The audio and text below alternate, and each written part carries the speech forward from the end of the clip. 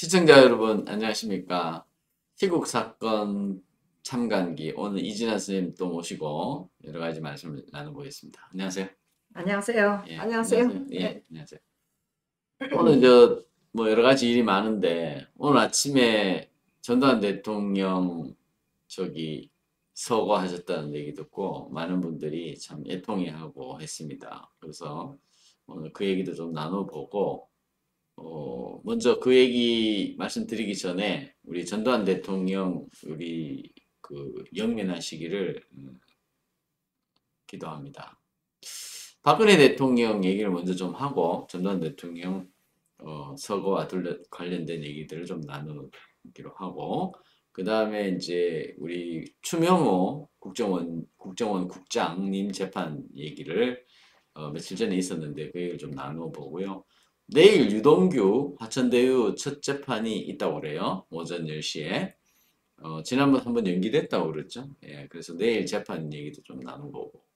그 다음에, 우리 연평해전 11주기 기념식이 있었다는데, 우리 공화당 조원진 대표 참여했다. 이런 얘기도 있고.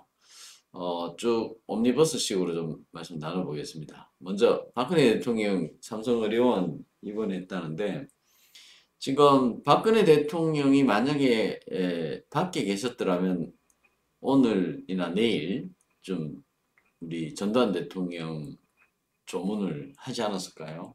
지난번에 예, 노태우 대통령 돌아가셨을 때도 했다고 하니까 네, 뭐 저는 분명히 할 거라고 생각을 해요. 네. 그래서 여러 가지로 참 착잡할 것 같은데 부친인 박정희 대통령의 시해범을 검거했던 사람이잖아요. 어쨌든 그런 역사적 그런 관계가 있고 또 가장 또 이 기무사 사령관으로서 혼란한 시기에 박정희 대통령이 신뢰했던 부하, 음. 군대 후배이기도 하고 부하이기도 하고 그랬던 전두환 대통령이 이제 서거를 했는데 저는 오늘 그 얘기를 들으면서 참 그동안 전두환 대통령이 회고록 쓰고 나서 너무 괴롭힘을 많이 받은 거예요. 그 진실을 얘기하니까 고통을 많이 받았는데 지금 한편으로 생각해 보면 박근혜 대통령도 지금 구속 5년째 되고 있지 않습니까? 국가를 위해서 뭘 좀 일을 하고 그랬던 분들은 왜 이렇게 고초를 당하는지 모르겠습니다.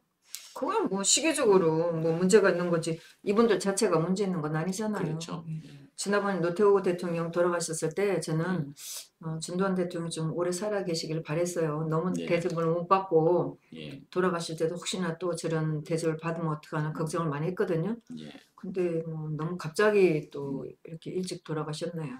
예, 제가 외국에 있을 때, 예, 유럽에 있을 때, 벨gium에 있을 때, 현역 공군 대령이 연수를 왔었어요. 예, 왔는데, 그분도 그랬어요. 그때가 뭐 음, 88년도인가 이랬는데, 예, 87년도 이랬는데, 전두환 대통령을 군에서 전두환 대통령 욕하는 사람이 없다고 그랬어요. 예, 제가 그전에도 그런 얘기를 들었는데, 해외에서 대령으로 온 사람한테 그걸 직접 들었거든요. 예, 그래서 전두환 대통령의 부하들한테 하는 거는 참 훌륭했다는 얘기를 많이 들었었어요. 네. 박근혜 대통령 지금 보니까 기사에 보니까 뭐 형 집행정지 신청 안 했다 이런 얘기 근데 들리고 언론들이 예, 제가 이 기사를 지금 음, 봤지만은 언론들이 너무 못돼 먹었어요. 그래서 형 집행정지 신청 안 했으니까 뭐 어쩌라고. 진짜 기사를 보면 지금도 저런 식으로 쓰죠. 박 대통령이 뭐 뇌물죄를 받고 뭐 몇 년을 벌금 얼마고 추징금 얼마 받고 뭘 했다. 아니 그거를 왜 써요? 그러니까. 그 진짜 기사들 보면 짜증나는 게 아니 10원 한 장 받은 거 없다고 지금 다 얘기하는데 꼭 그 얘기를 써갖고 사람을 이런 식으로 꼭 사람들 머리에 이렇게 집어넣으려고 형 그렇죠. 집행 정시 신청 안 했으니까 그러니까 어쩌라고 병원도 가지 말라는 거 뭐야 내보내지 말라는 거 뭐예요 도대체가 아우 진짜 열받아 나는 그냥 아우 왜 지금 4년 몇 년 동안 이렇게 감옥에 계시고 그러는데 꼭 이런 식으로 해냐고요 언론들이 진짜 못된 것 같습니다. 지금 요 기사로 보면 1699일째 인데 뭐 천일 야화라는 말이 있는데 그 우리가 지금 2000일이 지금 벌써 다 돼가는 2000일 그런 다 거 돼가는 아니에요. 얘기입니다. 지금 임종석이 말 꺼내놔놓고 수습을 못했는지 안에서 어떤 얘기 했는지 뭐 대사면 얘기 해놓고 임종석이 이런 얘기 하니까 이재명은 야 왜 우리 저 민주당의 진보적 인사들 대사면 해야지 뭐 그런 식으로 얘기를 했어요. 비교를 할 걸 비교를 해야지. 저기서 뭐 이런 얘기를 하고 말이죠. 아주 이상하게 했는데 기사들이 아까 또 언론 얘기했는데 말이죠. 이 지금 진짜. 아니 지금 감옥에 계신 박근혜 대통령 얘기를 왜 합니까? 이 상황에서. 아니 윤석열 그럼부터- 못한 거를 하면 되지. A4 없으면 한마디도 못하는 문재인 여당에서- 됐는데. 프롬프트 없이 말 못한다고 박근혜 대통령이 같다 이렇게 비꼬았는데 아니 4년 내내 A4 한 장 그거 없으면 없이. 한국말도 못하는 인간도 있는데 네. 왜 박 대통령을 왜 갖다 대냐고. 그 연설문이라는 것은 어떤 공식 행사에서 쓰는 연설문은 정제된 걸로 해서 일반인들이 알아듣기 쉽게 이렇게 얘기를 해야 되거든요. 저도 유튜브 하다 보면은 어떨 때는 막 저 혼자 얘기할 때가 좀 많거든요. 그럴 때는 이게 좀 쉬운 얘기를 해야 되는 게 맞다. 이렇게 그런 걸 하면서 느끼는데 지금 저런 상황에서 매일신문이 왜 박근혜 이런 제목을 이렇게 뽑아가지고 말이죠. 아니 매일신문이 아니고 여당에서 네, 이런 얘기를 뭐 했다 하더라고. 최민희 뭐 어떤 여자 이름들이 이렇게 나왔어요. 국회의원 이름도 나오고 했는데 아니 4년 내내 한국 사람하고 몰입되고 앉아갖고도 말 한마디 못하는 인간들. 여당에서 저 문재인 A4 용지 얘기를 안 하면서 이런 그러니까요. 얘기를 하는데 꼭 우리 최소원 선생님이나 박근혜 대통령 얘기를 이런 식으로 이용을 해먹는 언론에 아니 우리가 대해서 얘기해요. 4년 내내 5년 가까이 봤는데 그 왜 박 대통령을 왜 갖다 대냐고요. 제목을 또 이런 식으로 이런 식으로 요렇게 소제목을 뽑아가지고 말이죠. 형 집행 정지 신청을 안 하기는 뭐 변호인이 지금 안 했다 뿐이지 뭐 몇 번이나 했는데 다 거절한 거 아니에요. 뭐 그거 없어서 뭐 석방을 못 하나요? 예. 하여튼 뭐 지금 이런 상황인데 제가 어제 최순 씨한테 편지를 하나 받았어요. 그래요? 받았는데 예. 박 대통령도 어깨 수술을 하고 있는데 나머지 한쪽을 못 했다고 하는데 이 나머지 한쪽 때문에 수술했다는 얘기를 우리가 못 듣고 있잖아요. 네. 최순 씨도 한쪽 수술하고 굉장히 힘들어요. 음. 이 팔이 힘이 없어갖고 글씨를 제대로 못 쓰고 있어요. 그래서 저도 걱정을 사실 되게 많이 하거든요. 근데 어떤 단어를 제가 쓰고 싶진 않아서 안 썼는데 최순 씨가 그 신성훈 씨인가 그 밖에서 또 뭐 활동하시는 분한테 편지를 썼다고 해갖고 다른 유튜브에서 읽어준 게 있어요. 네. 이상로 의원이 읽었습니다. 거기에서 최순 씨가 아주 강하게 말을 쓰더라고. 박 대통령이 나는 여기서 병신돼서 나가길 바라냐고 이렇게 말을 쓴 거예요. 저도 생각할 때 엄청 걱정을 하죠. 그 지금 병원에 가갖고 이거 좀 치료해 주는 것도 지금까지 제대로 안 했는데 날씨 추워지면서 더 아프고 할 텐데 이거 좀 해줘야 되는 거 아니에요? 억지로 잡아넣었으니까. 근데 제목이는 하면서 언론사들이 아직도 이러고 앉았어요. 아니 5년 동안 문재인한테 당했으면 좀 말이라도 좀 곱게 써야 될 거 아니에요. 예. 지금 박영수 특검 진짜 박영수 특검 어떻게 되는지 아니, 말도 안 나오고. 딸이 지금 저 조사받았다 뭐 이런 얘기도 있고 그다음에 딸 뭐, 조사받은 건 나왔나요? 예, 화천대 이후 지금 아파트 분양받는 거 나왔잖아요. 지금 뭐 지금 그 당시에 보면 이게 박근혜 대통령 수사를 막 하고 할 때 이게 박영수 특검은 이제 2015년부터 뭐 그 문제되는 그런 일을 하고 있었다는 거 아니에요. 지금 세계일보에서 보도한 거 보면요. 한 해에 이제 6천만 원 받았다 뭐 이런 얘기들이 있죠. 500만 원씩 예, 500만 원씩 받았죠. 예. 그래서 뭐 아파트 값 받고 뭐 그랬다는데 진짜 박 대통령 한 푼도 안 받은 사람은 뇌물 받았다고 그렇게 온갖 망신 다 주면서 자기는 뒤에서 저런 일을 하고. 예. 박영수가 이제 뭐 법원에 나오겠죠. 건강하게 잘 버티셔야 되는데 어쨌든 참 그렇습니다. 우리 전두환 대통령 오늘 서거하셨는데 제가 이제 뉴스를 좀 올려놨어요. 예. 보니까 기사가 네. 많이 나오는데 제가 지난번 노태우 대통령 돌아가실 때는 예. 기사를 저장을 많이 안 했어요. 그런데 네. 여러 가지 좀 후회가 되더라고요. 그래서 오늘은 네. 보고 나서 기사를 좀 몇 개 저장을 해놨죠. 전두환 대통령 지금 서거 현장에 지금 한번 좀 가볼까요? 지금 가보면 지금 파파존 TV 뭐 실시간 방송인데요. 지금 하고 있습니다. 지금 보니까 저희도 이제 내일 조문 지금 한번 가보려고 많이들 하는데 오셨나요? 지금 지금도 전문가들? 조문객들이 이제 들어가고 있네요. 예, 많이 들어가고 음, 있습니다. 조문객으로 보이죠? 네. 소리를 좀 켜볼까요?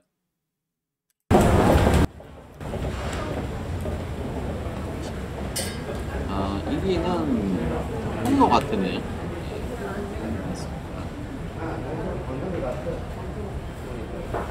저기가 많이 안 보이네요. 위치는 어디 정확히 있는지 모르겠습니다. 위에 못 올라가게 하고 있네. 아, 가까이는 못 올라가게 하고 있는데. 지금 상황이 이렇게 돼요. 아니 여기 특별실이니까 이 안에 있네. 아, 이 이 안에 안에 있네. 조화도 예. 좀 저 있네요. 안에 지금 네, 조화만 네, 받고 네, 여기 네. 있네. 나라 지킴이 있고 교회나 아, 여기도 뭐 네네네, 있고 있네요. 당연히 뭐 그렇군요. 다행이네요. 아무래도 뭐 태극기 밖에 선대던 분들은 뭐 다 하실 것 같아요. 네. 네. 저도 보고 너무나 지금 뭐 노태우 뭐 국정도 안 한다 뭔다 하고 그러니까 네. 그냥 뭐 북쪽에 그 화장해서 뭐 북쪽에 이렇게 하겠다 가족장을 하겠다 이걸 보고 너무 좀 안 됐어서 정말 가서 저라도 가서 이순자 여사님 손을 붙잡고 위로를 해드리고 싶더라고요. 특실 1호네요. 여기 보니까 특실 음. 1호. 지금 이 전두환 대통령 보니까 이 청와대에 있죠. 청와대에서 조화나 조문 조화도 안 보낸다네. 조화도. 야, 이건 진짜 너무한 거 아니에요, 지금? 조화 조문할 계획 없다. 어? 이게 이런 사과가 없었다.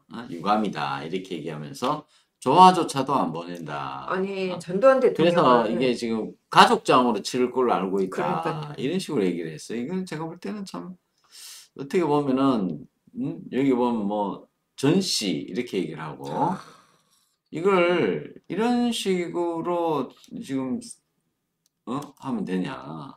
전두환 그다음에 지금 대통령이 윤석열 후보도 본인이 뭐 아니 지금 가야 되지 않겠냐 그렇게 얘기를 했다가 선대위가 안 가는 걸로 번복을 했다는 거예요. 내가 볼 때는 아, 이런 저 주대 없이 이렇게 해가지고 지금 아니 앞으로 이제 이 사람이 무슨 대통령 정책을 했어요, 제가 되면은 볼 때는. 도대체 뭐 응? 이게 국민의 대통령을 할 수 있겠어요?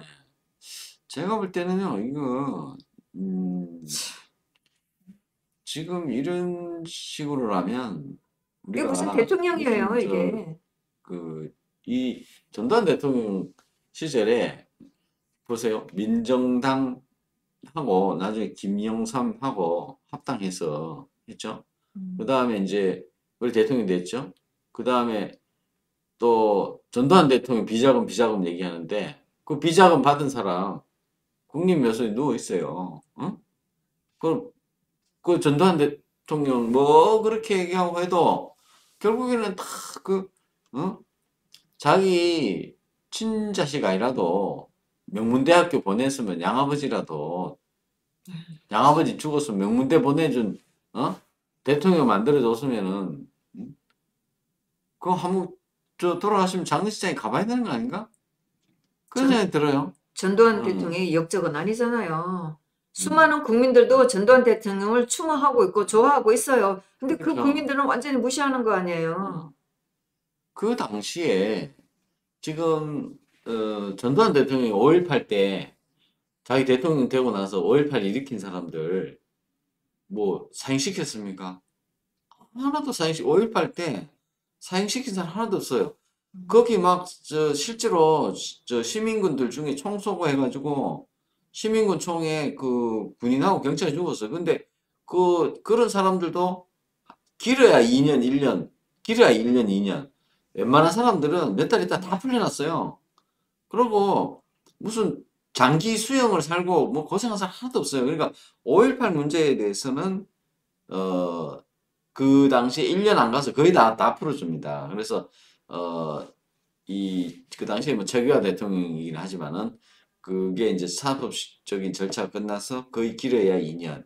거의 대부분 사람들이 예, 거의 한 2달 잡혀 있다가 가을 되기 전에 거의 다 풀려나고 이제 좀 심각한 사람들은 뭐 있었는데 그 사람 다 풀려나서 그래서 처음부터 물론 이제 보도 통제는 좀 많이 하고 그랬습니다만은 음. 이거를 사후에 응징을 한 건 없거든요. 예를 들어서 어 이거를 이제 이게 이제 실패한 뭐 쿠데타다 그러면 이제 민중혁명이다 이렇게 치더라도 그걸 갖다가 어 광주 사태 끝나고 나서 진압하거나 아니면 보복을 하거나 이런 건 없었다고요. 근데 물론 이제 그분들이 엉어리는 있겠죠. 있는데 지금 세월이 지나니까 이런 대접을 받아야 되나 이런 생각이 참 드네요. 윤석열 후보가 조문을 안 한다 이랬어요. 참 충격적인 그렇죠. 얘기인데, 예? 어느 예, 나라의 대통령이 예, 되려고 하는지를 예. 모르겠어요. 지금 참 이런 상황이 되고 나니까 이거 이제 좌파의 원로 백낙청이 완전히 그거 아닙니까? 근데 멋있는 말을 해버리는 거지. 어? 선인이든 악인이든 죽음 앞에서 말 삼가야 된다. 이런 딱 말 한마디 했어. 이게 뭔 얘기냐? 전두환 악입니다. 이런 얘기입니다. 이 얘기가. 그러면서, 어, 이, 이 사람을 우습게 만들어버렸잖아요. 윤석열을. 어? 이렇게 단수 높은 거예요. 백낙청이. 죽음 앞에서 말 삼가야 된다. 이렇게 얘기하면서 자기는 아무 얘기도 안 해버리는 거지. 원래요, 고수들이 이런 거예요. 진짜, 어? 선인이든 악이든 말 삼가야 돼. 이렇게 얘기해버리면, 이거는 뭐냐면, 이 말에는 전두환 악인이라는 얘기예요, 이 얘기가. 그런데 말을 삼가해라 그러니까, 자기는 모든 비난에서 싹 피해가버리고, 그 모든 비난은 이제 이런 거예요, 이러면. 김일성이 다 덮어 쓰는 거예요, 지금. 어? 갈팡질팡, 갈팡질팡 해서, 이거는 대통령제 국가에서 대통령이 이런 결단력은 이재명보다 못해요. 왜 왔다 갔다 하냐. 어? 제가 이런 생각 해봤어요.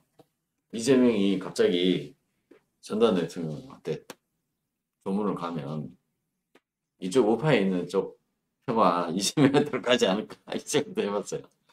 응? 아니 그러지는 뭐 그러진 않겠지만은, 않겠지만 그럴 일은 천지개벽에도 없겠지만은 근데 뭐 지난번 지난번에, 광주 가가지고 너무 음, 혼 많이 났나 봐. 가서 막 그 헌법 조문에 넣겠다 막 이랬잖아요.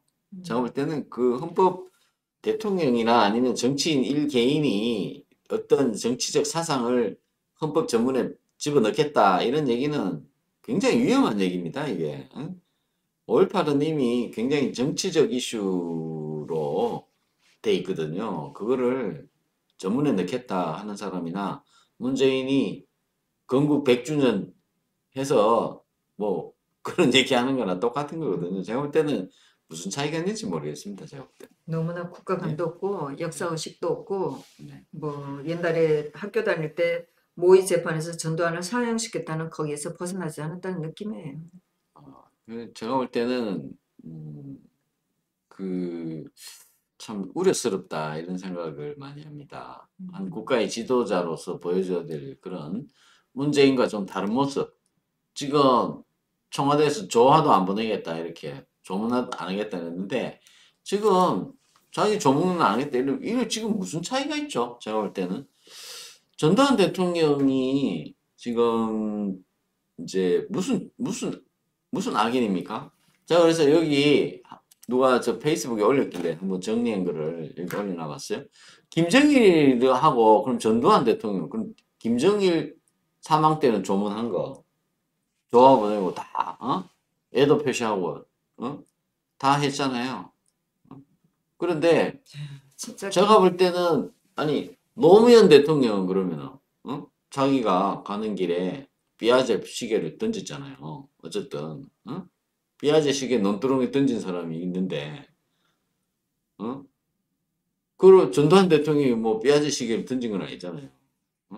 노년에 골프 좀 친 거 가지고 그 난리를 치고 김정일하고 전두환 대통령하고 누가 더 악인입니까? 누가 더 악인입니까? 김정일이 사망했을 때는 지금 뭐 여기 민주통합당에 보면 뭐 급서에 조의를 표한다 뭐 진보신당은 뭐 말할 것도 없고요 통합진보당도 말할 것도 없고 여기 문성건, 손학규, 어? 손학규? 예, 여기 최재천, 아유. 노희찬요. 어? 참. 노희찬이 뭐 뇌물인지 뭔지 돈 5천만 원인가 얼마 받았다고 음. 그 난리를 쳐서 본인이 결국 자살했잖아요. 어쨌든 응? 자살했는데 그 전국이 떠들썩하게 눈물 행렬을 하고 특히 언제 이준석에 가서 되는데 엉엉 울었잖아요. 어? 이준석에 가서 엉엉 윤리 울었잖아요. 오물었죠? 네. 자 원희룡이 보세요. 원희룡이 뭐하는 사람이에요? 기가 막히지. 어? 조의를 세상에. 표한다면서요. 어? 그러면은 한 국가를 7년 이상 하고 박정희 대통령 시해 사건을 잘 수습해서 지금 어쨌든 간에 그런 어? 그 당시에 큰 혼란 없이 어쨌든 수습은 지금 젊은 했어요. 사람들은 지금 보면은 우리 세대도 그렇지만 50대도 우리 세대가 좋아하는 게 그때 당시에 사춘기 때였거든요. 프로야구가 저희 중학교 때 처음 생겼어요. 네. 그때 텔레비도 그 처음 칼라. 생겨가지고 칼라. 그 칼라 텔레비로 프로야구 보는 게 그 큰 유행이었단 말이에요. 그래서 거기에 지금 그러고 보니까 그전에는 저기 뭐 단발령 단속하고 막 네. 어? 엄한 아버지 밑에서 음. 크던 그런 분위기였다가 전두환 대통령 돼가지고 그 어? 12시까지 그 통금도 없어지고 통금도 다 없어지고. 없어지고 네. 이 일반인들 살기에는 너무너무 좋았어요. 음. 박정희 대통령 시대하고는 달랐다고. 허리띠 졸라맸던 시대에서 허리띠 풀어주고 마음껏 하라고. 대학 들어가기도 얼마나 쉬웠습니까? 어? 취직이요? 저희 또래 애들이 취직할 때요. 뭐 은행 이런 거는 저 하찮게 봤어요. 물론 은행 다니신 분들은 좀 죄송하지만 뭐 원서를 7, 8개씩 손에 쥐고 어디로 갈까 고민하고 있었다니까. 학점하고 나무감기. 기업들이 학교 와서 기업 자랑했잖아요. 우리 기업을 오시라고. 그렇죠. 그 당시에 그랬다고요. 80년대에. 어? 제일 좋은 시절을 지냈던 사람들이 지금 그랬고, 어? 원희룡도 역시 80년대 형편 아닌가요? 어? 지금 전국 학력고사 뭐 수속했다고 그러는데 그 학력고사 누가 만들었는데? 응? 학력고사 그거 누가 만들었는데? 어? 뭐 이거 전국 본고사 말고 학력고사? 어? 전두환 대통령이 만들었잖아요. 박세일 씨도 예? 나오네. 박세일 씨도 그러고요. 진짜 지금 끔찍하네. 조문을 해라. 왜, 예? 예? 이게 박세일 씨는 이렇게 얘기했어요. 이게 조문을 했다. 조문을 정부 정부 차원에서 차원에서 조문해라. 야, 이런 얘기 너무 했고요. 피해적이잖아요. 뭐 이런 걸 많이 했습니다. 정동영이 정동영도 말을 그러고요. 끊었고. 예. 야, 그 지금 세상에 한나라에 대통령 지냈던 사람이고 그 혼란한 시대를 잘 수습하고 그랬던 사람한테 정말 마지막 지금 대접이 김정은이 이호 여사 뭐 박지원이 정의용인가 뭐 아니에요? 이 사진 유명한 진짜 사진이죠. 끔찍하네요. 지금 이 사진 보세요. 이 사진. 예. 지금 이호에서 가서 참 멀리까지 예. 찾아가고 저렇게 애들을 펴하면서 지금 전두환 해고록은 또 난리를 쳤잖아요. 김일성 해고록은 서부지방법원에서 다 해줬어요. 이거 하라고. 지금 나라가 이렇게 거꾸로 가고 있는데 이런 얘기를 윤석열이 한마디 해야 되는 거 아닙니까? 지금 전체적인 판국에서 어떻게 돌아가시냐. 이 사진은 뭐냐면 제2연평해전인가 뭐 그때 연결식장이에요. 현직 대통령 안 왔어요. 안 왔는데 지금 요 앞에 있는 분이 전두환 대통령이에요. 전두환 대통령만 왔어요. 이게 벌써 나라가 이상하게 삐딱하게 흘러가기 시작한 거고 그래도 군인들의 명예를 죽은 자의 마지막 가는 길을 위로해줬던 사람이 누군데 지금 윤석열이 지금 이런 식으로 얘기하면 이거 참 심각해집니다. 예? 지금 이게 나라의 뿌리가 어디 있는지 모르고 본인이 지금 여기에 지금 김정일 사망 때 애도했던 사람들 어? 전두환 대통령 조문 와야 되는 거 아닙니까? 기본적으로. 어? 나라의 불행이에요. 어처구니가 없다 이런 생각이 듭니다. 지난번에 정치적 소견을 바뀌면서 전두환 대통령 뭐 얘기해가지고 본받을 것도 좀 있다 뭐 이런 얘기를 했다가 그 난리를 쳤는데 그거를 응? 그거는 이제 그 어떤 자기의 어떤 그 후보자의 그 머릿속에 있는 건데 그 말을 뱉어놔 놓고는 난리를 치고 하니까 아니야 내가 다시 그런 일 없어.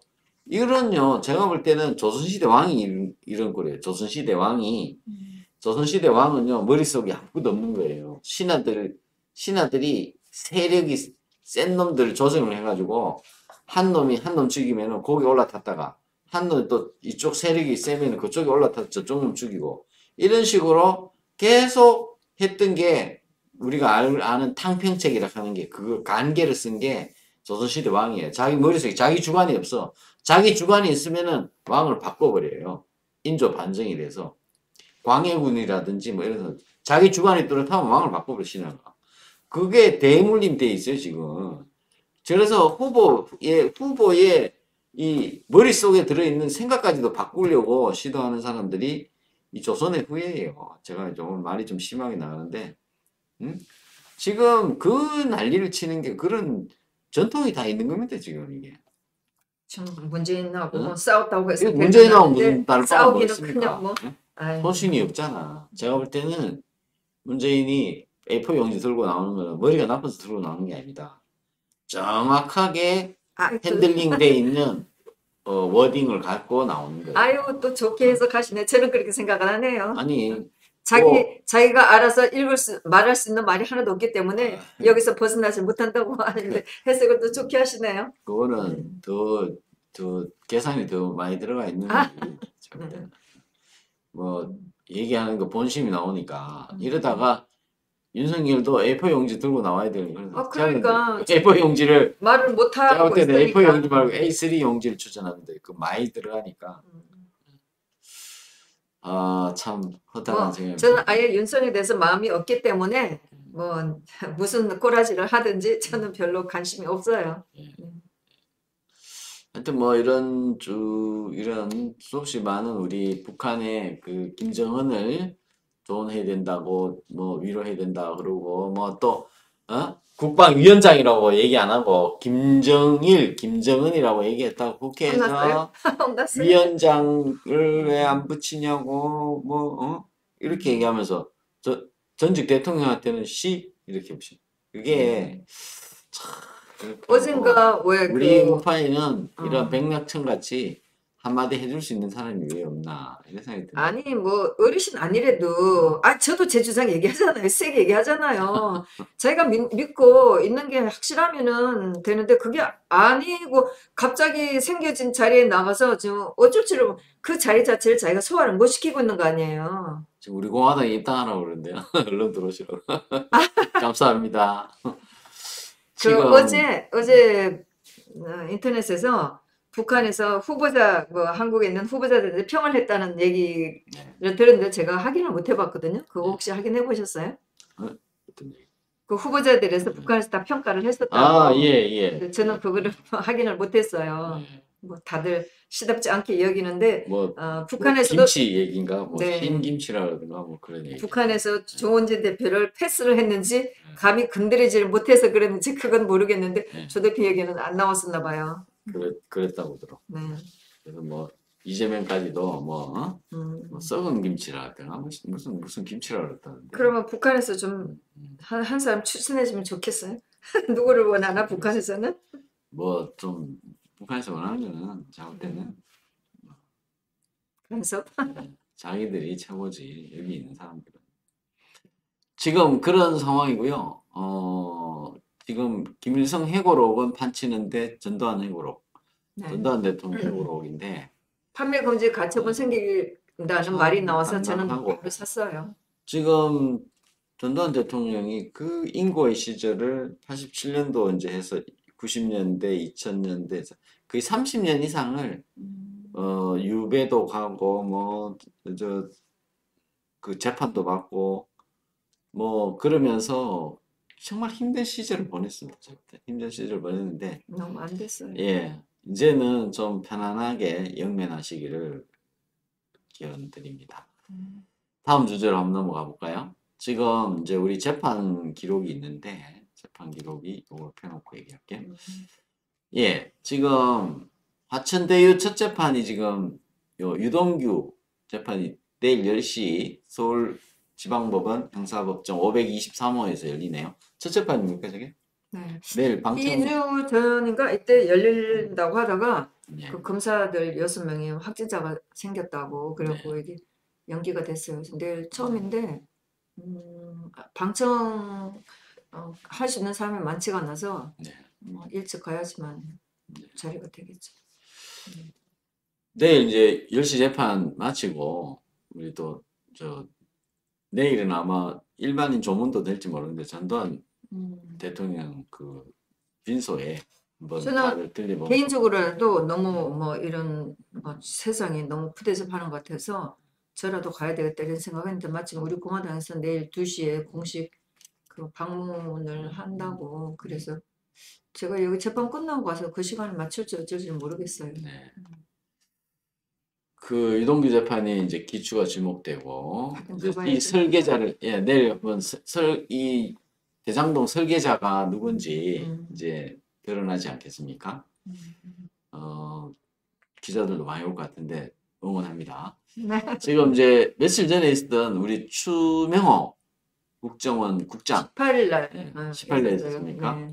추명호 국장님 재판에 다녀오셨는데 그분 재판이 2017년 아니 2020년 12월 17일 날 열렸다가 처음에 이제 재판을 우병우 수석하고 최은수 차장하고 세 분이 같이 받았어요. 그 뭐 박 대통령 재판 열리면서 그 뭐 최소원 씨 청와대에서 최소원 씨 사건을 미리 파악하지 못하고 보고를 제대로 못했다 이렇게 갖고 걸리면서 세 분이 같이 재판을 받고 있다가 항소심 되면서 이렇게 나눠졌어요. 그랬는데 우병우 수석 재판은 사실 제가 많이 들어가 보지 못했었어요. 그때에 뭐 2017년도 이때쯤에 재판들이 워낙 많았으니까 그러면 저는 이제 박 대통령님은 10월 13, 16일까지 나오시고 그 다음은 안 나왔지만은 뭐 10월 말부터 다시 재판이 돼서 저는 이제 거기에 다녔고 그다음 김기춘 실장 블랙리스트, 화이트리스트 뭐 다른 재판들 국정원 재판 이런 게 국정원 2018년도부터 했으네요. 많았기 때문에 그런데 뛰어다녀서 오병수석 재판은 뭐 또 이제 고정적으로 들어가는 분들이 있어요. 그래서 제가 거기는 많이 못 들어갔는데 항소심 되면서 오병우 수석 재판에 들어가는 분도 있고 추병호 국장 재판에 또 사람이 없었어요. 그래서 저는 또 이제 그 이제 이렇게 좀 갔었죠. 뭐 우리가 원했던 거는 이제 저희가 원했던 거는 사실 이 시국 사건 하면서 정말 이 뭐가 뭔지도 뭐 재판 받고 이분들이 그래도 이 법정에 정말 내 편이 좀 앉아 있다는 걸로 참 위로를 받기를 바랬었어요. 그래서 우리가 갔는데 추명호 국장 재판은 사람이 별로 없죠. 뭐 저 혼자라든가 항상 이랬으니까 참 안 됐다는 생각인데 그러고 있다가 이제 올 초에 재판이 2017 그 우병우 수석이 9월 16일 날 선고 대부분의 선고가 나고 나서 선고가 났는데 왜 아직 재판을 안 하지 하고 있다가 지난주인가 보니까 한 2주 전쯤에 보니까 갑자기 이렇게 잡혀갖고 갔더니 뭐 따로 이제 그 쟁점이 없고 검사가 뭐 따로 지금 뭐 추가 의견 낼 것도 없다. 그러니까 변호사도 같이 낼 거 없다. 그래갖고 그냥 오늘 종결하죠. 뭐 이렇게 갖고 그날 바로 했어요. 그래서 뭐 검사가 얘기할 거는 별로 없어요. 뭐 사실은 그 마지막 재판을 다 끝났어요. 끝났는데 이 재판을 결론을 내도 이거 선고를 못 하니까 우병우 수석 그 끝나는 거 보고 하자 이래 갖고 뭐 할 게 없었어요. 그래서 그냥 검사가 다른 의견이 없다. 그리고 뭐 원심과 같이 구형을 한다. 이걸로 끝이었어요. 그래서 변호사도 이제 뭐 또 추가 의견 있는 거는 의견서를 내겠다. 이제 이렇게 하고 그러면 이제 변론을 하라. 그래갖고 변호사가 변론을 하고 결론 나중에 얘기 다 들으셨습니까? 물론 들었죠. 하면서 저는 저 혼자 또 눈물을 좀 짜고 들으면서 2017년도에는 정말 너무 법원이 너무나 막 살벌했거든요. 그거를 들으면서 2017년도에 그 막 분위기 박 대통령 탄핵시키고 막 이루어졌던 그 재판정의 그 모습이 굉장히 떠올랐고 또 이제 제가 몰랐던 것도 그 결심날 많이 이제 알게 되고 또 알 수 있잖아요. 이제 그랬는데 뭐 변호사가 그런 얘기를 했었고 작년이 재판이 그랬는데 2010 이건 제가 좀 기억을 헷갈리고 있는데 2019년도였어요. 2019년도에 재판이 있었는데 그때도 그런데 이제 이분이 이제 이제 구속이 되어 있는 상태였었어요. 그래갖고 구속 이제 막 석방을 요구를 했나 구속이 만기가 됐나 이제 그랬는데 변호사가 이제 그 석방에 대해서 얘기를 했어요. 그러니까 판사도 이 사람을 붙잡아 놔도 이게 더 이상 뭐 결론은 낼 수 없고 그러니까 이 사람을 풀어줘야 될 상황이 되니까 그 석방에 대해서 내가 검토를 하겠다. 그래서 알려주겠다. 그랬거든요. 그래서 제가 나와서 변호사한테 연락처를 받았어요. 그랬는데 이틀 후인가 보니까 갑자기 풀려난 거예요. 그뭐 판사가 검토를 하겠다 그래갖고 그 다음 주나 뭐 이렇게 될 줄 알았는데 하여튼 재판은 이틀 후인 금요일 날인가 이때 갑자기 풀어준 거예요. 그랬더니 변호사도 나도 이렇게 갑자기 풀어줄 줄 몰랐다고.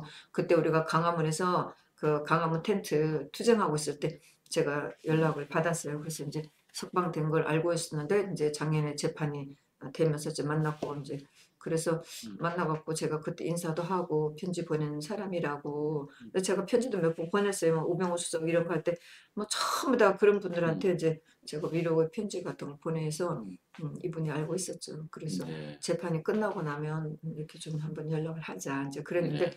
갑자기 이제 이게 열리면서 하면서 종결을 하고 그래서 지금 항소심이 이제 결심돼가 선고가 남은 거네. 그래서 내년 1월 10일 날 시간을 좀 많이 잡았잖아요. 한 2달. 그래서 내년 10일 날 하자고 그랬는데 이분이 재판에서 항상 조용했었어요. 지금 이 사진을 보는 것처럼 항상 이런 웃음을 띠고 있는 얼굴인데 제가 지난번에도 말씀드렸지만 이런 얼굴을 보는 게 정말 막 너무너무 안 됐다는 생각이 들었었어요. 이거 막 이 뒤집힌 세상에서 이거를 막 초월한 관념적인 막 이런 느낌을 받았거든요. 근데 지난주에는 목소리 좀 힘도 들어가고 물론 이제 석방돼서 나와서 시간도 좀 길었지만 그래서 힘도 들어가고 이렇게 하면서 최후 진술까지 하면서 이렇게 끝났는데 그러면서 제가 또 눈물을 좀 이렇게 짰죠. 너무너무 안 됐어요.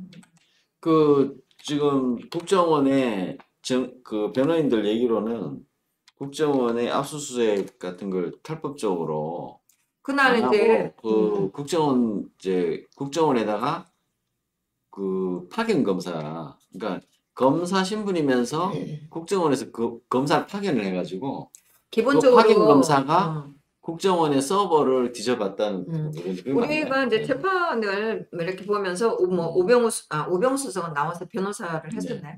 이게 검사들이 청와대든 국정원에 파견되잖아요. 뭐 변창훈 검사라든가 이분도 검사 신분으로 국정에서 근무하다가 이렇게 했는데 저는 같은 검사 신분인데 왜 이렇게 청와대나 국정원에 파견된 사람을 검사들이 왜 이렇게 잔인하게 했을까 이런 의문을 항상 가지고 있는데 그날도 이 변호사가 그 얘기를 했었어요.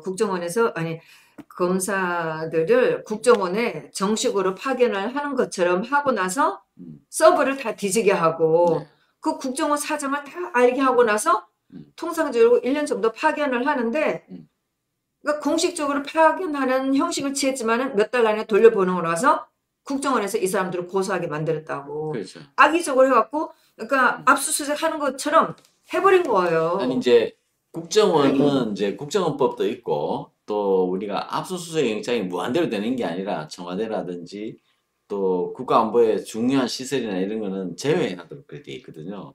그래서 국정원 서버는 검찰에서 압수수색이 어려워요. 안 된다는 게 아니라 무제한적으로는 그게 할 수가 없는 거예요. 그래서 그게 만약에 특정 검사실에 국정원 서버가 턱 가 있는다고 보세요. 그러면은 국가의 머리가 한 나라의 머릿속에 들어있는 모든 정보가 뭐 비위해명해가지고 그게 검찰로 넘어가면은 그 나라가 어떻게 되겠습니까? 그래서 그걸 금하고 있는데 청와대 서버라든지 또 국정원 서버는 이제 제한적인 것밖에 안 됩니다. 근데 국정원에서 들어오면은 국정원장이 이건 안 돼라고 하면은 돌려보내거든요. 근데 이거를 회피하는 방법이 뭐냐면 검찰에서 국정원에 검사를 파견해가지고 그 파견된 검사가 직급이 높으니까 서버에 접속을 할 수 있잖아요. 그래서 거기서 자료를 뒤져보고 그 자료를 증거 자료를 확보를 해가지고 이제 국정원 내에 이제 들이밀면은 야 이거 문제 있다 이렇게 얘기를 하면은 쉽게 말하면 공익 제보자가 되는 거지. 국정원 내부에 공익 제보자를 만들어 버리는 거죠. 가서 내 봤다. 어? 사정을 다 우리 알고 있잖아요. 김태우 수사관이 밖에 나와서 자기가 경험한 거 가지고 이렇게 하는데 이거 거꾸로 얘기하면은 검찰이 청와대에다가 어 파견을 해가지고 행정관이나 뭐 비서관 파견해가지고 비서관이 그 서버 뒤져보는 거죠. 뒤져보고 뭐 일반 비서관이 서버 뒤질 권한은 없겠지만은 어쨌든 거기서 뒤져가지고 나오는 자료를 최소한 갖다가 국정원에 들어가서 한거나 국정원의 똑같다. 조직이나 조직 내에서 어떤 일을 하고 있는지는 다 뒤져보고 알고 나갔다는 거 아니에요. 예. 응? 그랬는데 이제 그날도 변호인이 얘기하는데, 그러니까 이제 사실 제가 국정원 관련된 직원들 이렇게 나가면은 국정원들은 서로 간에 어떤 업무를 하는지도 모르게 비밀스럽게 하고 있잖아요. 그렇습니다. 동료가 다른 부서에 어떤 사람이 어떤 일을 하는지도 모른다고 그런 증언을 많이 했는데, 자기네들은 거기 들어가서 그거를 다 아는 거예요. 몇 달 동안. 근데 이제 추명호 국장 같은 경우는 자기도 하고 있으면서 자기가 이제 억울하니까 나를 직권남용을 했다고 하니까, 그러면은 이 부서별로 어떤 그 국정원 내에서 내가 보고서를 보냈을 때 이게 조직적으로 하는 게 문제가 있는지 없는지를 내가 이제 나를 방을 해야 되잖아요. 그래서 국정원에다가 직제표를 달라고 했는데 이 검사들이 그걸 안 주는 거예요. 이거 비밀이다. 그러니까 피고인은 방어권이 하나도 없는 상태로 해야 되고, 이 검사들은 국정원에 들어가고 홀라당 자료를 다 뒤져보고 다 준비하고 난 다음에 기소를 하고, 너무나 필요하지 않은 이런 재판을 했다는데, 이게 윤석열이가 한 짓인데, 이 사람이 나오고 자기가 법치고 뭐 자기가 임명받은 사람 했다는 게 이렇게 지금 아니라는 게 그러니까 드러나잖아요. 지금 이제 검찰이 옛날에 뭐 권력기관이라 그러면 이제 중앙정보부로 하고 뭐 기무사, 뭐 정보사 뭐 이런데 이게 이제 검찰이 권력기관이 됐다는 것이 검찰이 국정원을 그냥 아주 그냥 유린을 해버린 거죠. 제가 볼 때는 하나의 권력기관이 검찰이라는 큰 조직이 검찰이 지금 공무원들 중에서 행정 공무원들 중에서 차관급이 제일 많습니다. 예, 검사장급 이상이 다 차관급이고 정부 조직 중에서 제일 비대한 조직이거든요. 예, 직급이 높기 때문에 그래서 그런지 이게 지금 그 국정원을 갖다가 지금 아예 유린을 해버렸는데 그 하여튼 최동욱 검찰총장 시기부터 해가지고 뭐 국정원이 정치관이 한다 그래서 국정원이 너무나 권력이 비대하다고 국민들한테 가스라이팅을 계속한 거죠.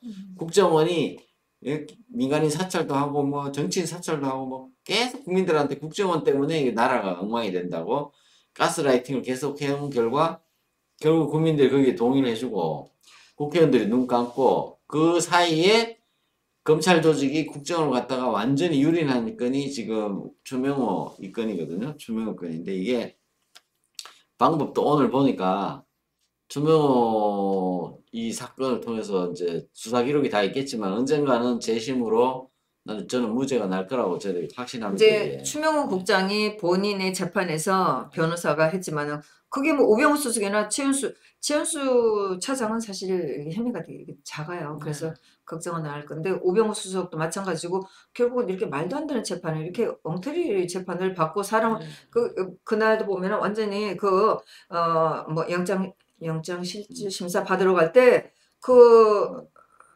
법원 직원들이 이 사람을 기자들 앞에 끌고 가서 노출시키면서 개망신을 주고 이런 짓을, 사실 뭐 2017년대 법원 분위기가 그랬어요. 진짜 너무 저 같은 사람, 아무것도 모르는 사람 눈에도 그게 보이게 너무나 악질스럽게 했어요. 그리고 또 우병우 수석 이 사람 같은 경우에는 변호사가 한테 그 우병우 수석이 변호사를 소개를 해서 줬냐 이런 거를 해가면서 다구치고 망신을 주고 이런 짓을, 진짜 뭐 그때는 막 근성으로 다니고 바쁘게 막 다녀서 그런 소소한 자세한 내용을 몰랐는데, 지난번에 그 변호사가 하는 얘기 듣고 진짜 참 말이 안 되네 이런, 뭐 그날은 제가 들었어야지만 사실 그때 재판들이 다 그랬어요. 정말 피고인들을 너무 죄인시 만들고 뭐 말도 안 되는 재판인데 그걸 자기가 법치라고 지금 뭐 공정이니 이게 이런 걸 이제 하고 적폐 있으니. 수사도 이게 목적이 정당하다 이렇게 생각하니까 막 수단 방법을 가리지 않는데 제가 볼 때는 이게 영장을 받아가지고 가야 되는데 영장주의를 회피했다. 이 얘기를 지금 여기 추명호 국장 변호인이 지금 하고 있거든요. 그리고 그 이것도 공판 변호사가 중심주의도 네네네. 무식하게 했다. 이 얘기가 뭐냐면 공판 중심주의로 기소되고 나면은 모든 게 판사 권한에 의해서 움직여야 되는데 뒤에서 검사가 실제로는 법대에는 판사가 앉아 있는데 검사가 판사처럼 다 해먹었다 이런 얘기거든요. 공판 그렇죠. 중심주의를 무색해 했다라는 얘기는 그 얘기입니다. 예. 그러면서 저는 또다시 정말 아 내가 이런 재판을 본 것이 정말 역사적으로 참 의미가 있다. 굉장히 저는 그날도 네. 참 내가 아 참 대단한 일을 했구나. 저 스스로 그런 걸 느끼겠더라고. 거기 기자들이 한 명도 없었거든요. 저하고 딴애하고 딱 방청객 2명이고 변호사하고 추명호 국장하고 검사 하나하고 법원 직원 딱 법, 6명밖에 법, 없었으니까 법원이 이런 검찰의 이런 공판 중심주의를 무섭게 하는 이런 거라든지 또 영장주의를 잠탈하는 거 이런 거를 법원이 오냐오냐 해가지고 눈 감아가지고 유죄 판결 턱턱 주고 나면은 그리고 검찰에 대해서 면접을 턱턱 주고 나면은 나중에요 이 이제 법원이 이 가치가 땅에 떨어질 거예요. 나중에 북한은 최고 지위가 지금 뭐 변호사, 판사, 검사 이렇게 법조 3인이라 그래서 뭐 이렇게 형식적으로나마 이렇게 돼 있고 판사나 검사나 이렇게 대등하게 약간 되고 지금 판사가 좀 높잖아요. 법대도 높고 이렇게 이렇게 보는데 사법부로 봐서 독립된 또 사법부에 속해 있고 검찰 조직은 법무부에 속해 있는 거지만 사실은 같은 사법기관인데 이념적으로는 평등하다고 봐요. 근데 이런 상황이 계속되면은 북한처럼 검사가 모든 주체가 될 거예요. 북한에는 그 법에 검사를 1등으로 내놓거든요. 그리고 이제 밑에는 부속기관이에요. 검사의 부속기관처럼 돼 있는데 아마 그 짝이 나지 아니 않을까 싶습니다. 앞으로. 그런데 그 박 대통령 탄핵되면서 2016년부터 뭐 이제 특별검사 생기고 윤석열이 들어왔고 중앙지검장 되고 검찰총장이 있으면서 지금까지 그랬어요. 그래 왔던 것이 조국이 문제가 되니까 지금 태도가 바뀌었잖아요. 법원 자체에서도 아, 재판을 5시 반까지 하고 나머지는 정리하는 시간을 하겠다. 6시 되면 끝나요. 네. 그러고 보세요. 조국이 뭐 마누라 재판 받으면서 얼굴 나오기 못 하잖아요. 다 얼굴 가리고 사실 그러니까 막 언론들이 얼굴 아주 짓뭉개 버려갖고 미라처럼 나오는데 얼굴 못 나게 하죠. 그리고 뭐 피사실 공표 이거 못하게 하잖아요. 아예 그걸 막아버렸잖아요. 그러니까 어떤 재판을 이 사람이 받으러 왔는지도 모를 정도로 다 막아버렸지. 그렇게 윤석열이가 사실은 제가 봤을 때는 제가 제 혼자 유튜브 하면서도 얘기했지만은 윤석열이가 조국이 가족들한테 좀 그런 면이 있어요. 사실 없는 건 아니에요. 그랬는데 조국이나 좌파들은 왜 문제가 안 되냐. 조국이 정경심 같은 경우도 변호사가 10명이 넘어요. 방어를 해요. 그리고 걔는 언론을 받쳐줘요. 좌파들이 받쳐줘요. 그러니까 이 검사들이 박 대통령 관련된 사람들한테 하처럼 하려고는 막 이거저거 뒤지고 엄청 했어요. 그런데 그게 안 먹히는 거예요. 좌파들한테는. 그러니까 그러면서도 이제 이 또 좌파 판사들도 많았기 때문에 죄를 많이 빼줘서 덜 억울해. 제가 보기에는. 도리어 제가 보니까 뭐야 다 빼줬네 이런 느낌이 들지만은 박 대통령 관련된 이 사람들은 전부 다 당한 거예요. 윤석열한테. 이 말도 안 되는 인권 유린해가면서 다 이렇게 당한 거예요. 막상 이제 이런 식으로 하면서 좌파들한테 하려고 그러니까 뭐 검찰 개혁한다 하면서 그러면서 윤석열을 좀 손댄 게 저게 문제는 대들었다고 지금 영웅이 돼갖고 나가 있는 거예요. 그러니까 이렇게 인권 유린한 거는 박 대통령 관련된 사람한테만 해당되는 거지 좌파들한테는 이렇게 해당이 안 되는 거죠. 뭐 최강욱 같은 경우도 재판받다 아 나 가봐야 되고 그러고 일어나서 가잖아요. 그리고 그때 주진우, 뭐 김우진 이런 사람들 재판받은 게 있었어요. 2017년 18년인데 판사한테 욕하고 나갔잖아요. 좌파들은. 그리고 뭐 다른 좌파들은 재판받다가 뒤집어엎고 나갔다는 얘기 들어갖고 제가 야, 우리도 그 재판장에서 소리 좀 내자. 음. 제가 이런 적이 있어요. 좌파들은 뭐 보이는 게 없어요. 유난히 그 우파들한테는 이렇게 나쁘게 한 거예요. 물론 그 시절이 저는 계속 주장하죠. 윤석열 시대에 이렇게 한 거라고. 중앙지검으로 있으면서 자기가 검찰총장으로 있으면서 이런 일이 다 일어난 거죠. 어쨌든 법치라는 말 꺼내기가 무색하게 이게 이제 법칙은 없었어요. 실제로 돌아가는 게 지난 4년 이상 서초동에서 일어난 일들은 정말 눈 뜨고 보기 힘들 정도고 지금도 그것이 더 심각해지면 심각해졌다 이렇게 보시면 됩니다. 지금 뭐 박근혜 대통령 재판뿐만이 아니고 다른 재판이 전부 다 그런 식으로 진행되고 있다는 것을 네. 국민들이 아셔야 그렇게 돼요. 규고만장했던 판사 검사들이 지금 국회로 간 네. 인간들이 엄청 많잖아요. 예.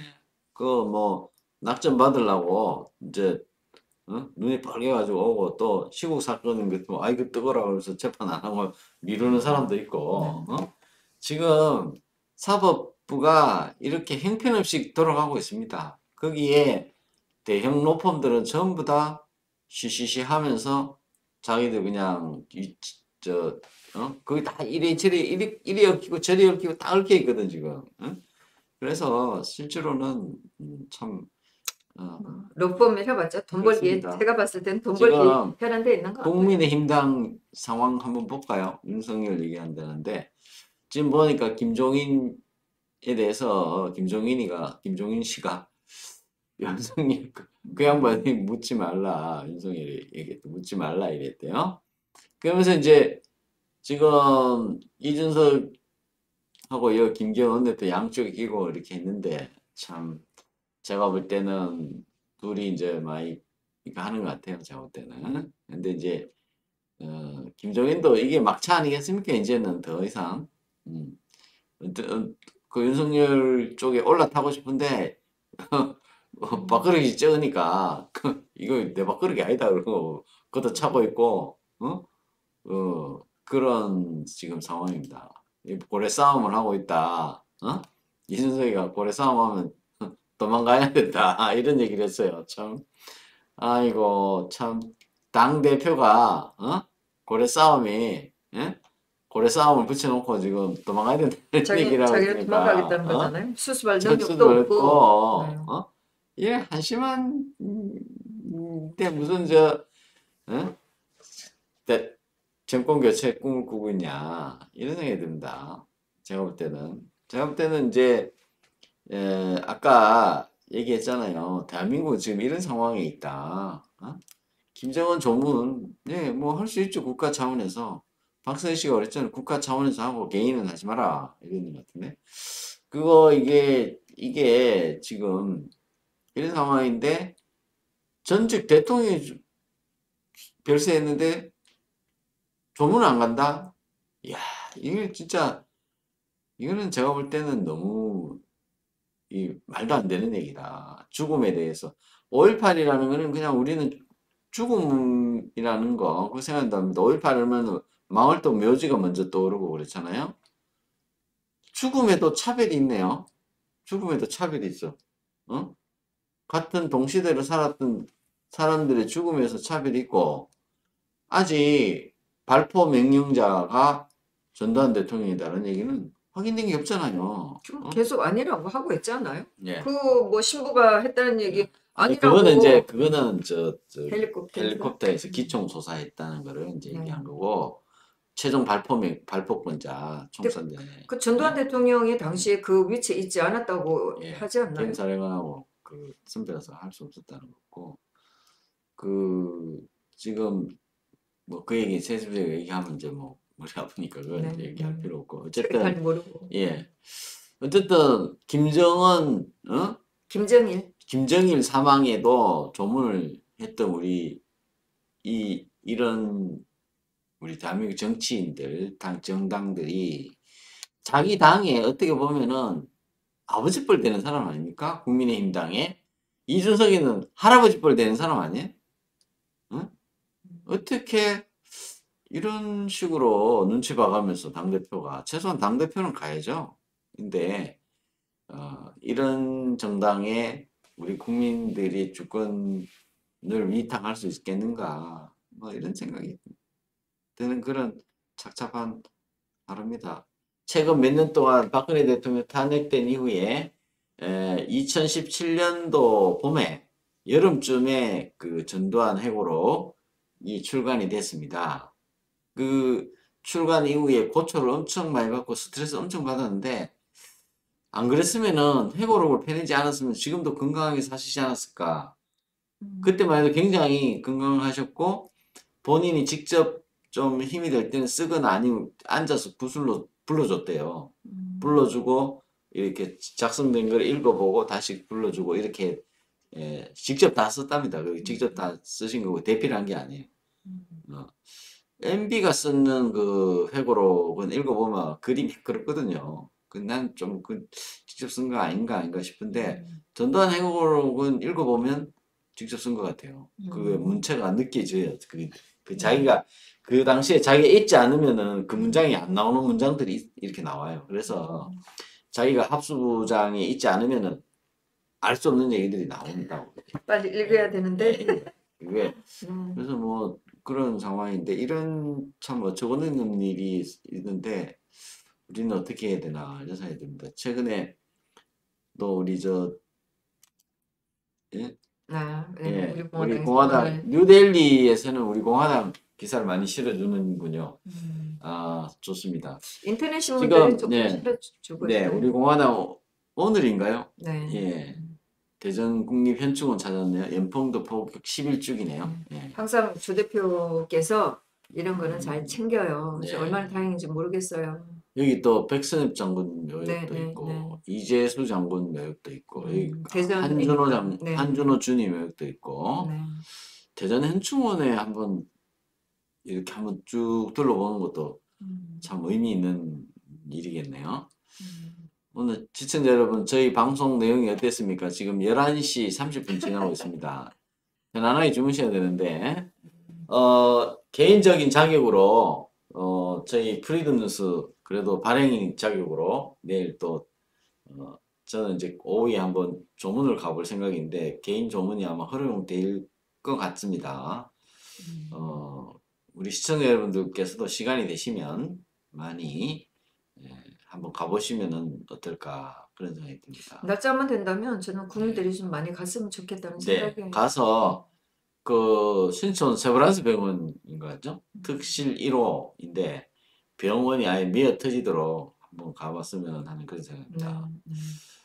예, 오늘 방송은 뭐 여기까지 뭐 특별히 하실 말씀 있으시면 하시고 뭐 네. 할 말은 되게 최근에 최서원 씨 많았는데 근황은 어땠습니까? 지금? 최서원 씨 편지를 어제 받았는데 예. 팔이 굉장히 많이 아프다고 그리고 지난번에 그 교도소에서 의무과장인가 이 사람한테 뭐 항양 인권위의 재소환권 때문에 네네네.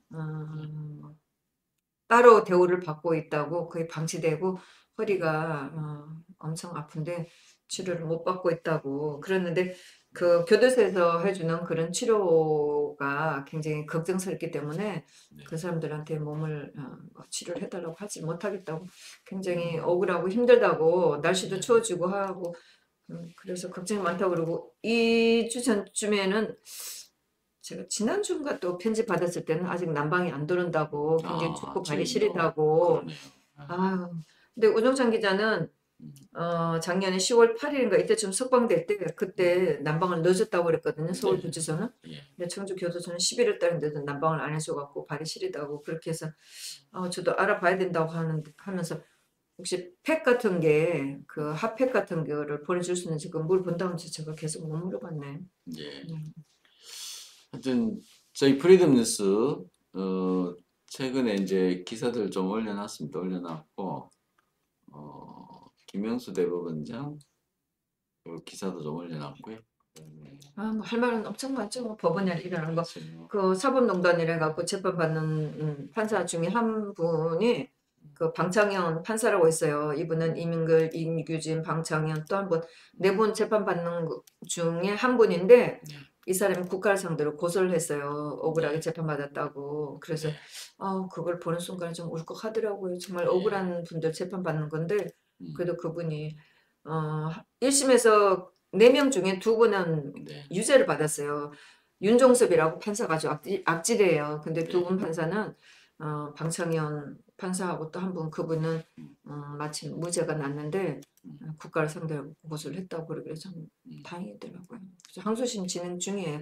그랬는데다가 다음 주 그 일정 보세요. 다음 주인가 언제 보면은 재판에 또 굉장히 또 대단한 그 뭐 이 사법농단으로 재판은 안 받지만은 하여튼 그게 연루돼 갖고 제가 여기 증인 요구는 제가 저기 스페이스 없어서 네. 못했는데 여기에 뭐 이민수 누구 해갖고 그게 이름 있는 판사들이 증인은 나와요 3명. 아, 그래서 그렇군요. 네. 이게 좀 중요한 9일날 12월 9일날 재판이 좀 중요한 재판이에요. 네. 그런 게 있어요. 우리 이진아 선생님 정말 이 많은 정말 이 상을 빽빽히 배울 정도 깨알같이 쓴 이 재판 시국 사건 우리 재판 일정표 저희 프리덤스에 늘 올려놓습니다. 이게 29일날 예. 이게 있는데 이제 이렇게 되면은 어떻게 되는 이제 이게 어떻게 되면은 되나요, 이제 변호사님? 이 공소 기각이 됩니다. 예, 아. 공소가 됩니다. 공소가 기각되겠죠. 음. 공소 기각으로 이제 끝나게 됩니다. 아, 그래서 너무 안 됐어요.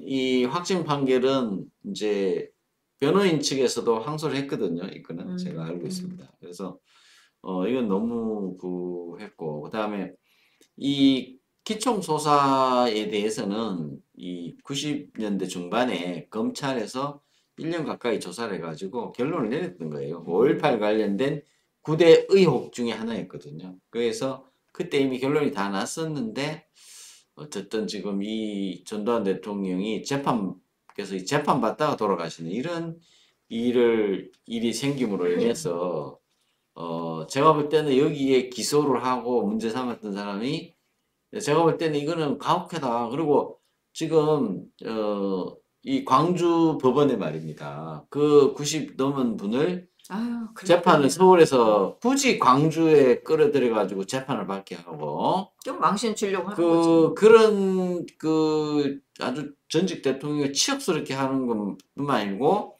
전두환 대통령 그 옛날에 그 비석들 있잖아. 지방 다니면서 이제 이렇게 너무 그 잘 비석을 들려요. 땅에 묻어놓고 이재명도 밟고 지나가고 김명수 대법원장도 밟고 지나가고 김동연이도 밟았다고 이 제가 볼 그러더라고요. 때는 이런 김동연도 밟고 지나가고 이런 야만적이고 무슨 무슨 토템 갖고 뭐 윤석열이 손바닥에 왕자 썼다는데 그거보다도 더 100배나 더 그 비석이 무슨 의미가 있습니까? 그거를 땅에 묻어놓고 땅에 묻은 것도 모자라서 그냥 그걸 일부는 이렇게 보이도록 해놓고 밟고 다니고 전 세계에 어디 이런 무슨 아프리카도 아니고 19세기에나 있을 만한 그런 거고 이거는 고종이 그 박영효나든지 뭐 이런 사람들 있잖아요. 그 옛날에 갑신정변을 일으켰던 사람들을 뭐 잡아다가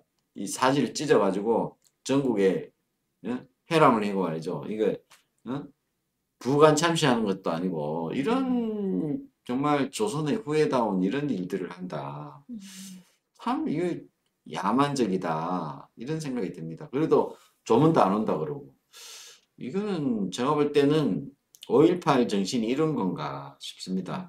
5.18 정신이 이런 건가 이게 5.18인가 그런 생각들이 들게 만드는 하루 종일 참 우울한 그런 날입니다. 내일 오후에 세브란스 병원에 제가 한 2시경부터